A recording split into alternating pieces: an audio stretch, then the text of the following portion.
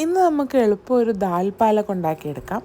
ആദ്യം തന്നെ ഒരു കുക്കറിലേക്ക് 1.5 കപ്പ് തുവരപ്പരിപ്പ്, അതായത് നമ്മുടെ സാമ്പാർ പരിപ്പ് കഴുകി വൃത്തിയാക്കിയത് ഇട്ട് കൊടുക്കാം.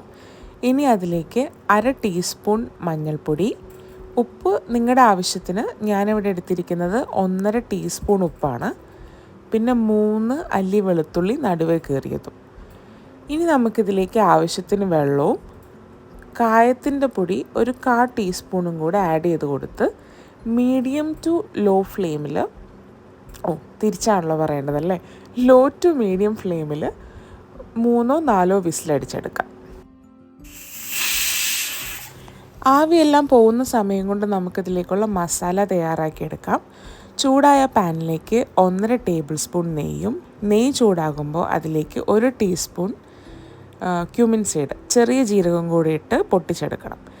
ചെറിയ ജീരകം എല്ലാം പൊട്ടി കഴിയുമ്പോഴേക്കും അതിലേക്കൊരു മീഡിയം സൈസ് സവാളയും 2 പച്ചമുളകും കൂടി ഇട്ട് ലൈറ്റ് ബ്രൗൺ കളർ ആവുന്നവരെ സോട്ട് ചെയ്തെടുക്കണം. ഇനി ഇതിലേക്ക് 1 ടീസ്പൂൺ ജിഞ്ചർ ഗാർലിക്കും പേസ്റ്റും കൂടി ഇട്ട് ഒരു 1-2 മിനിറ്റ് സോട്ടേ ചെയ്യാം. ഇനി നമുക്ക് പൊടികൾ ആഡ് ചെയ്ത് കൊടുക്കാം. തീ നന്നായി കുറച്ച് വെച്ച് 1.5 ടീസ്പൂൺ കശ്മീരി മുളക് പൊടിയും 1 ടീസ്പൂൺ മല്ലിപ്പൊടിയും കൂടി ഇട്ട് കൊടുത്ത് പൊടികളുടെ എല്ലാം പച്ചമണം മാറിയതിന് ശേഷം നമ്മളിതിലേക്ക് തക്കാളി ആഡ് ചെയ്ത് കൊടുക്കുകയാണ്. ഞാനിവിടെ എടുത്തിരിക്കുന്നത് 3 മീഡിയം സൈസ് തക്കാളി ചോപ്പ് ചെയ്തതാണ്. തക്കാളിയെല്ലാം നന്നായി വെന്തുടഞ്ഞ് കിട്ടുന്നത് വരെ നമുക്കൊന്ന് അടച്ച് വെച്ച് ചെറിയ തീയിൽ കുക്ക് ചെയ്തെടുക്കാം. ആവശ്യമുണ്ടെങ്കിൽ കുറച്ച് വെള്ളം ഒഴിക്കാം, പക്ഷേ നോൺ സ്റ്റിക്ക് ആയതുകൊണ്ട് ഞാൻ വെള്ളം ഒഴിച്ചിട്ടില്ല. തക്കാളി എല്ലാം ഇപ്പോൾ നന്നായിട്ട് വെന്തുടഞ്ഞിട്ടുണ്ട്. ഇനി ഇതിലേക്ക് നമുക്ക് നമ്മുടെ പാലക്ക് ഇട്ട് കൊടുക്കാം. ഇപ്പോൾ പാലക്ക് ഇടുമ്പോൾ ഒരുപാടുള്ളതുപോലെ തോന്നും, പക്ഷേ ഇത് കുക്കായി വരുമ്പോഴേക്കും തീരെ കുറച്ച് ക്വാണ്ടിറ്റി ഉണ്ടാവുള്ളൂ കേട്ടോ. പാലക്ക് ഇട്ടതിന് ശേഷം നമുക്ക് എല്ലാം കൂടെ ഒന്ന് മിക്സ് ചെയ്ത് കൊടുക്കണം. ഇനി പാലക്കെല്ലാം നന്നായി കുക്കായി അതിനകത്തുനിന്ന് അതിൻ്റെ വെള്ളമെല്ലാം ഇറങ്ങി വന്നിട്ടുണ്ട്. നിങ്ങൾക്ക് വേണമെങ്കിൽ ഈ സമയത്ത് ഇതിനകത്ത് വെള്ളം കൂടുതലാണെന്ന് തോന്നുകയാണെങ്കിൽ ഒന്ന് വറ്റിച്ചെടുക്കാം. പക്ഷെ ഞാൻ ഏതായാലും നമ്മളിപ്പോൾ വേവിച്ച് വെച്ചിരിക്കുന്ന ദാൽ ഇതിലേക്ക് ആഡ് ചെയ്ത് കൊടുക്കുകയാണ്.